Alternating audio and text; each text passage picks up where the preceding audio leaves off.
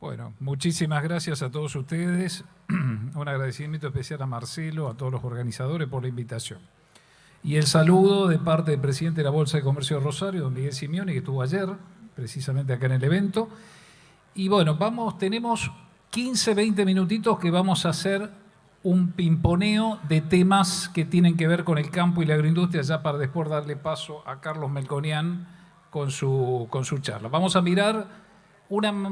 a ir haciendo un pequeño ping-pong, un pequeño abordaje de ciertos temas que le interesan muchísimo al productor y a la agroindustria. Arrancamos con este.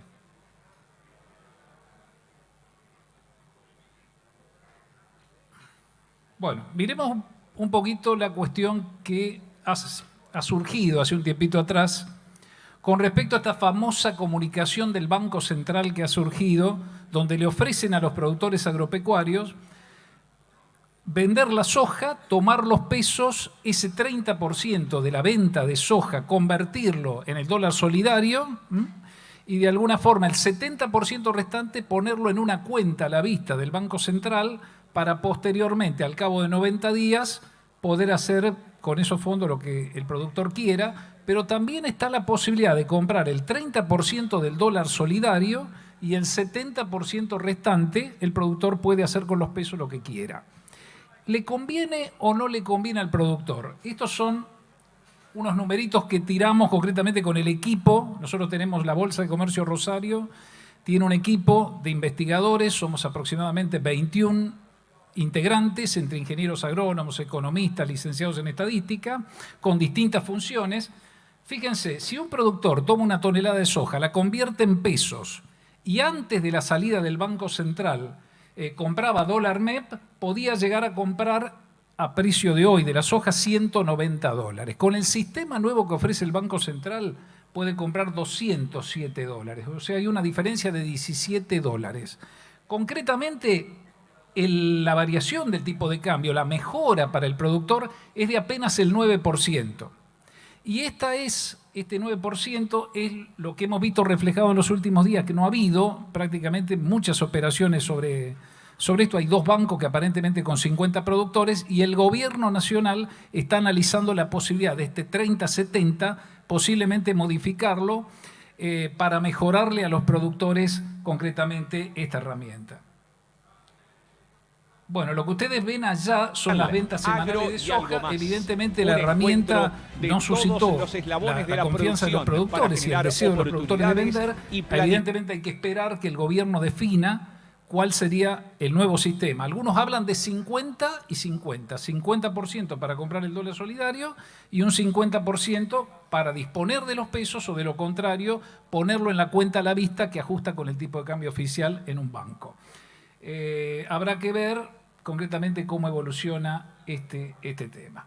Bueno, otra de las cosas que ha sido tema de debate permanente es si los productores están vendiendo o no están vendiendo, si viene demorada la comercialización. Miremos un poquito estos números. Bueno, ustedes tienen arriba las ventas del año pasado y las ventas de este año. Como pueden ver, en maíz prácticamente lo que se lleva vendido es muy parecido a lo del año anterior.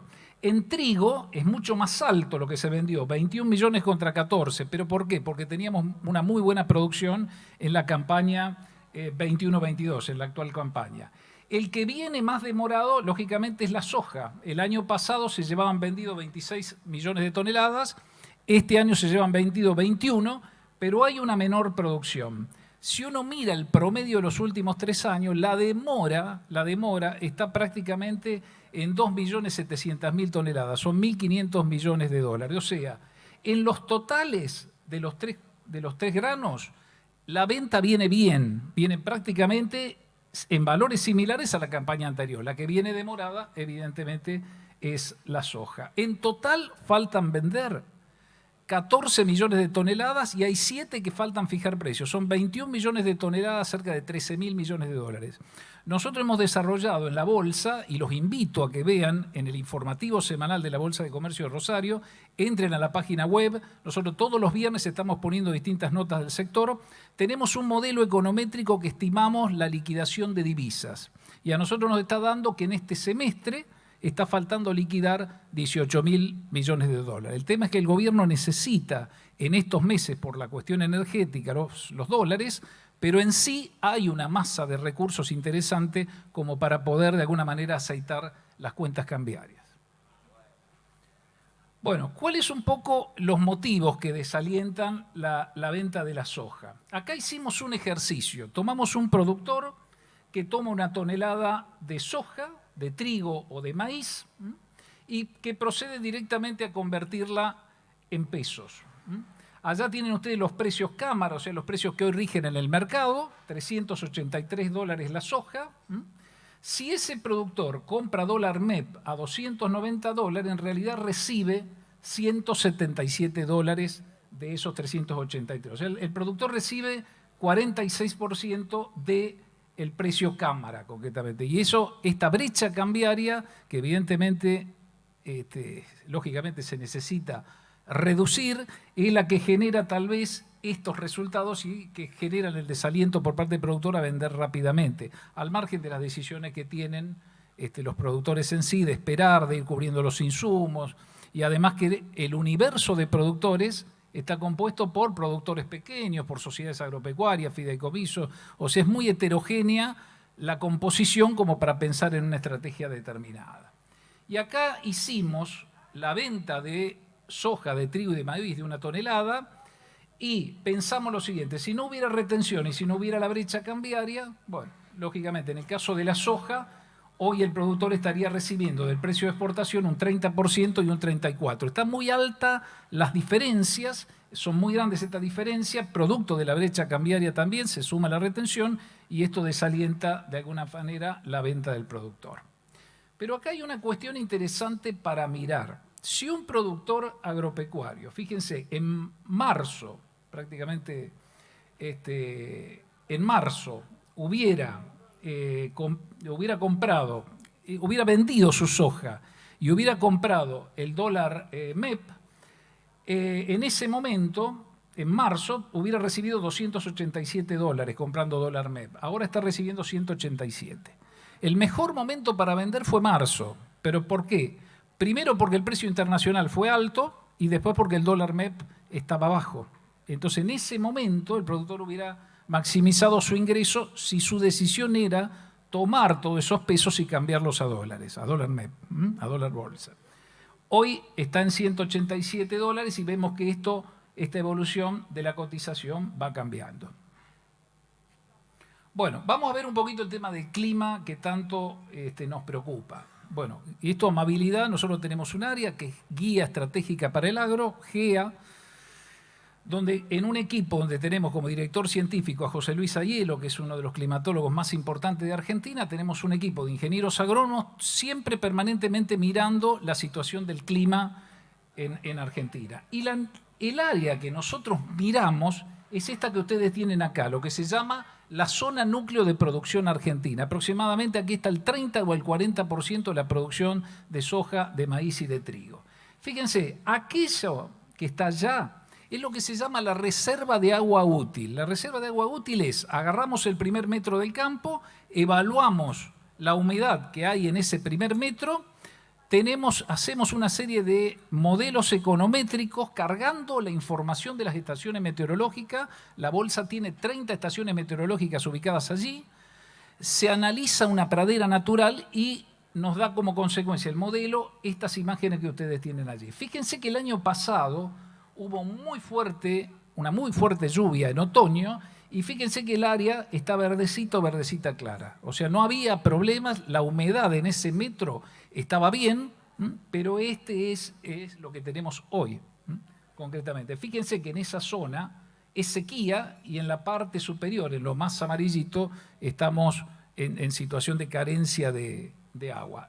Y se vienen 2 o 3 semanas claves, ¿por qué? Porque, bueno, el trigo va a necesitar mucha agua y se viene la siembra de la gruesa, con lo cual el panorama es bastante complicado y ustedes lo están viviendo permanentemente. Entrábamos recién, veíamos los campos, la seca es realmente importante. Bueno, eso que tienen ustedes allá son las lluvias acumuladas en el último mes. Fíjense que en esa parte de la bota de Santa Fe no hubo precipitaciones más de 5 milímetros. En la parte un poquito más arriba, entre los cuales está Marco Juárez, hubo 15, 20 milímetros, eso ayudó, lubricó de alguna manera el estado del trigo y de los cultivos. Y lamentablemente, hoy le pregunto a Cristian Russo, que es el jefe de GEA, qué esperaba para mañana y para pasado y para el sábado. Hay aparentemente un pronóstico de precipitaciones, ojalá que él se equivoque, pero aparentemente se está como corriendo del jueves al viernes y el sábado. Y no me dio muchas buenas perspectivas respecto para la zona. Así que bueno, habrá que esperar, esperemos que los pronósticos no se cumplan y que de alguna forma por lo menos 20 milímetros puedan caer en la zona como para poder ayudar con los cultivos. Bueno, ahí donde tienen ustedes, fíjense la zona donde no llovió, abajo en Pergamino, en Vigán, la situación de los cuadros de trigo están directamente regular a malo, está muy, muy complicado, y el maíz está necesitando una buena recarga que habrá que ver si la podremos llegar a tener.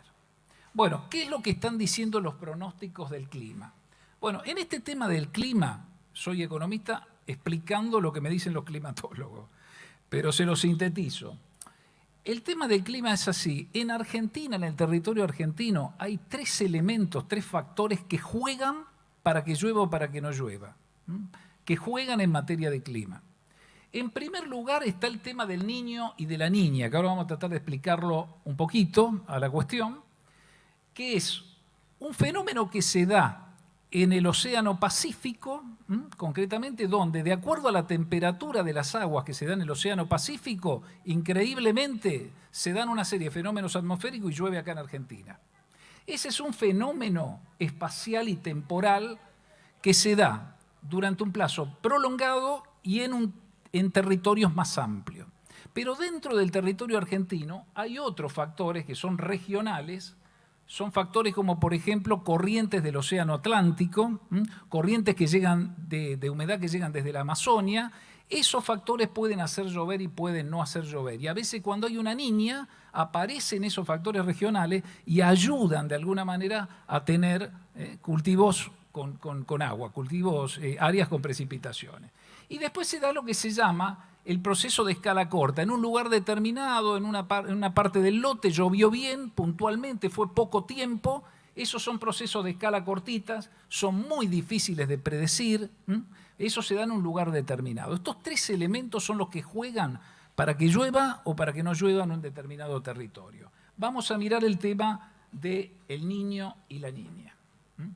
Bueno, el niño y la niña, que tanto se habla, fíjense aquel cuadro que está allá, donde dice 3.4. Ese sector específicamente, lo que hacen los climatólogos es ver la temperatura superficial del agua y comparan con la temperatura del promedio de los últimos 30 años.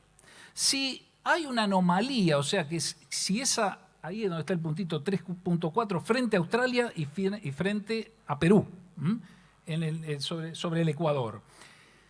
Si el promedio de los últimos 30 años da un determinado registro de temperatura del agua, si la temperatura está más cálida, es un niño y llueve.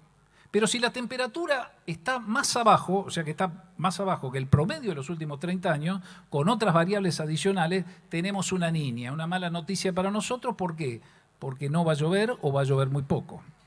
Pero concretamente, este fenómeno en ese lugar específico y esa medición del agua es la que se hace permanentemente con pronósticos trimestrales para ver concretamente cómo viene el niño y la niña y para ver cómo entra el aire húmedo concretamente a Argentina y al resto de los...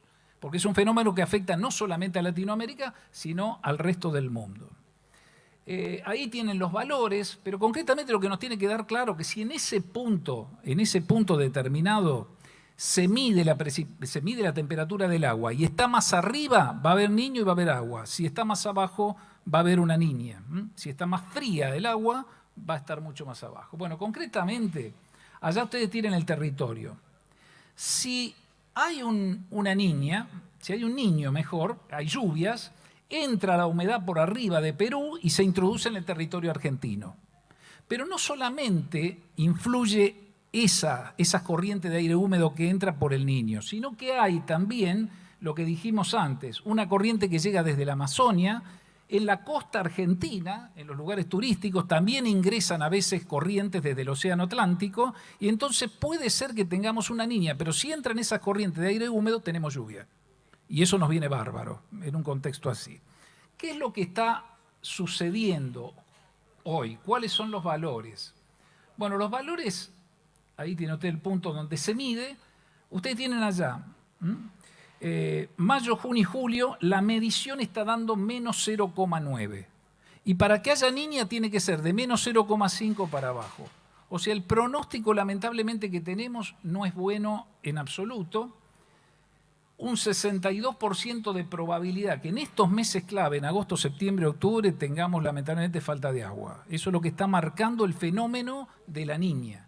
Lo que hay que rezar es que aparezcan los fenómenos regionales, o sea, estas corrientes que entran desde la Amazonia, que entran desde el Atlántico y que entran muchas veces también vía la cordillera. Esos son factores que pueden hacer llover, que son los fenómenos que estos que comentamos de escala regional. O sea, la escala más grande y global es la niña que entra a la masa de aire húmedo por el lado de Perú y posteriormente ingresa a Argentina, y estos otros fenómenos regionales donde puedan llegar a llover, que puedan hacer llover. Esto después ustedes lo pueden ver, pero concretamente, lamentablemente, tenemos un 62% de probabilidad de que a partir de septiembre aumente un poquito más el frío, el enfriamiento de la temperatura en el Océano Pacífico Ecuatorial y por lo tanto tengamos una niña.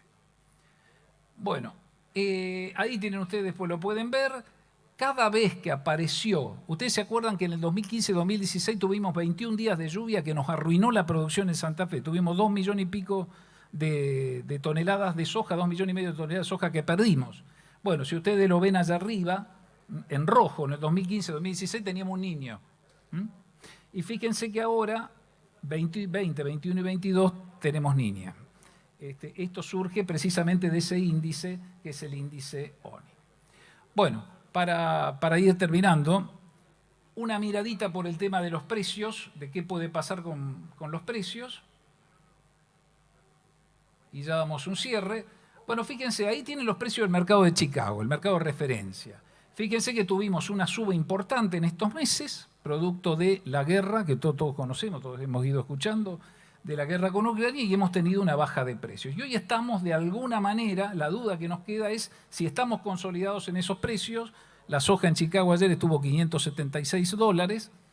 Si estamos o no estamos consolidados en esos precios. Bueno, a ver, hay miradas en esto, lógicamente nadie tiene la bola de cristal de lo que puede pasar con los precios, pero hay factores que uno dice, si pasa esto, bueno, los precios van a bajar, si pasa esto otro, los precios van a subir. En la mirada, si se termina la guerra con Ucrania, si las tensiones vuelven, si las tensiones bajan y hay una normalización de la contienda, lógicamente eso debería tener un efecto de baja en los precios, especialmente lo que tiene que ver con el trigo, que ha bajado también muchísimo el precio en sí. El otro tema es China. China compra muchísimos granos, principalmente soja, compra sorgo, por ejemplo, Argentina. Si China se desacelera, como viene teniendo problemas con el COVID y con otras cuestiones, bueno, eso evidentemente va a tirar abajo los precios.